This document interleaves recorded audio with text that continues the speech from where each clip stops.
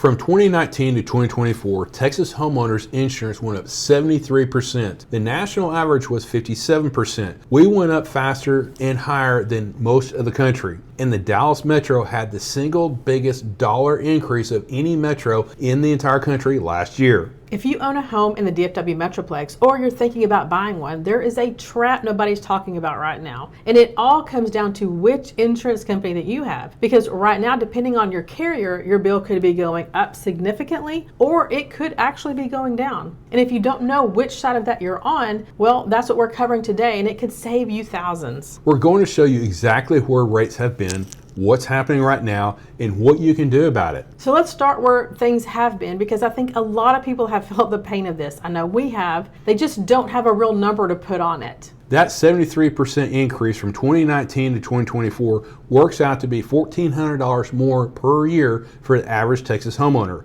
And that's just the average. If you own a home in Flower Mound where the median home sales price is around $688,000, or in Argyle where it's closer to $572,000, your number is higher than that average. If you're in Southlake where the average home runs around $1.3 million, we're talking a very different number altogether. So think about that for a second. If you've been in your home since 2019, you could easily be paying $1,400, $2,000, even more per year than you were 5 years ago.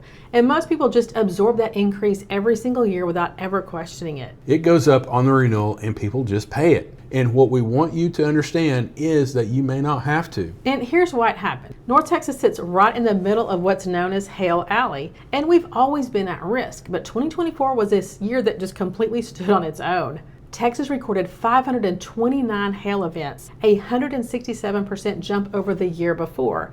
Now, nobody has a single clean explanation for why that one year was so extreme. I have my own thoughts.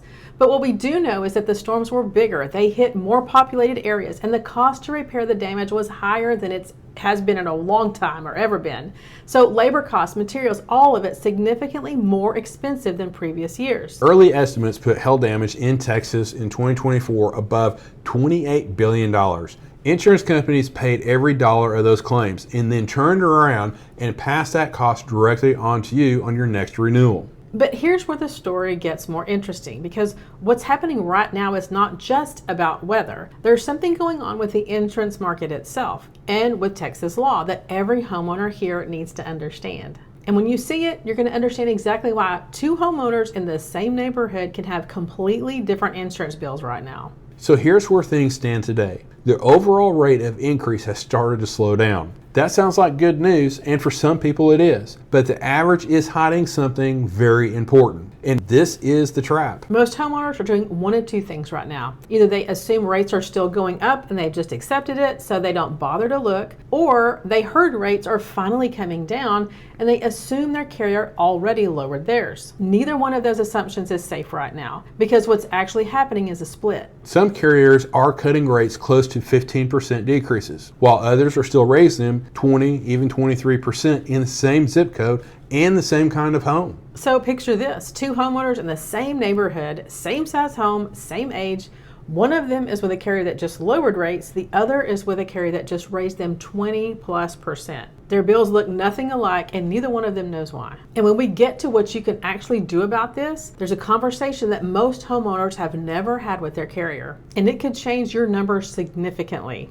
On a home in Argyle, Flower Mound, Southlake, or other areas in the Dallas suburbs, a 15 to 20% swing is not a small number. This is potentially thousands of dollars every year. And we're going to show you exactly how to find out where you stand. And some of what's available to you is a lot simpler than you think. Here's something else that changed that most people don't know about. Texas used to operate on what's called a file and use system. That means an insurance company could raise your rate immediately, and regulators could only review it after the fact. So by the time anyone looked at it, you were already paying the higher bill. Texas lawmakers have been pushing to change that. There's a bill that could require state approval before any rate increase over 10% that could go into effect, but it has not passed yet. But the fact that it's being debated tells you something. Even lawmakers are acknowledging that homeowners here have been absorbing increases without enough protection. And there are a couple of changes that did go through that actually help you. Insurance companies are now required to give you a written explanation if they cancel your policy or just decide not to renew it. Before, they could drop you and you'd have to figure out why on your own. Well, that's changed. And they can no longer force you to bundle your home and auto together just to keep your coverage. That's important because it means you have more freedom to shop each policy and find the best deal on both. There's also a new rule that requires your insurance company to pull your credit report every 3 years and adjust your rate based on where your credit score stands today. If your credit has improved since you first got your policy, that could actually work in your favor. And then there's the deductible piece, which is something a lot of homeowners in this area find out the hard way. Most Texas policies have moved to what's called a percentage-based wind and hail deductible. That means your deductible isn't a flat dollar amount. It's a percentage of your home's value. On a home worth $700,000, a 2% deductible means you're paying $14,000 out of pocket before insurance covers anything. A lot of people have no idea how their deductible works until they get their claim filed. And that's worth understanding before a storm hits and not after. A lot of homeowners find out where their deductible actually is when they're already standing in a damaged house. That's not when you want to be doing the math. Meanwhile, insurance has become one of the bigger line items in what it costs to own a home every single month. It now makes up about 14% of the average mortgage payment. Back in 2013, over a decade ago, it was 10%. And that shift adds up to hundreds of dollars a month. And the Dallas Fed called out DFW as one of the metros carrying the highest insurance burden in all of Texas. So this is very much a problem here. So what do you actually do with all this? Two things, and they're very simple.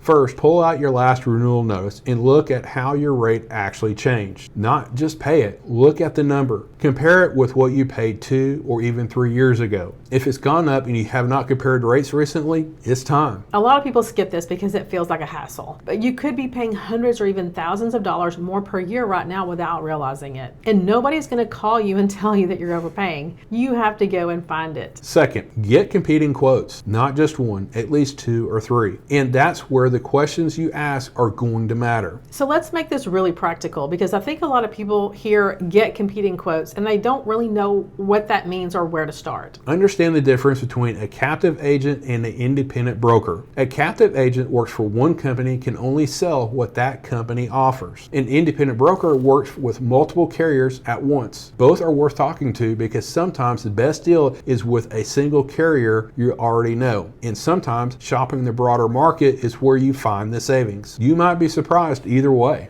And when you call them, don't just say, give me a quote. Come in with questions because the right questions are going to put money back in your pocket. Ask if you're getting every discount that you actually qualify for. A monitored security system, smoke alarms, smart home devices, those all can add up to reduce your rate. A lot of homeowners have those things and never told their insurance company. If you haven't filed a claim in 3 or more years, ask about a claim-free discount. Your carrier may already offer it and just never applied it. And ask about a renovation discount too. If you've done any major updates, a new roof, updated electrical, anything significant, tell them. You just have to let them know. That update could qualify you for a discount that's just sitting there unclaimed. And bundling your home and auto is still one of the fastest ways to potentially bring down both bills. Many carriers offer a 10 to 20% off when you combine them. If your home and auto are with different companies right now, that's worth a conversation. And remember, that new law now prohibits carriers from forcing you to bundle. So if you were ever told that you had to keep them together to maintain your rate, that's worth revisiting. You may have more options than you think. The whole point is most of these savings are already available to you. You just have to ask for them. Now, here's something else worth knowing. Even if you decide to stay with your current carrier, there are things that you can do to bring down your rate on the home that you already own. Impact-resistant roofing is one of the biggest ones in North Texas. A lot of carriers offer a discount if your roof qualifies. If you're already due for a roof replacement, ask about the impact-resistant materials before you choose. That upgrade can pay for itself through the savings on your premium faster than you think. Smart home devices are another one. Water leak sensors, smart smoke detectors, a monitored security system, small things a lot of people already have. And some carriers will discount your rate for those, and nobody ever told you to ask. And here's the credit piece. Because of the new law requiring insurance companies to review your credit every 3 years, if your score has gone up since you first got your policy, ask your carrier when they last pulled it. if it's been a while, you may be entitled to a rate adjustment. That one conversation could move your number.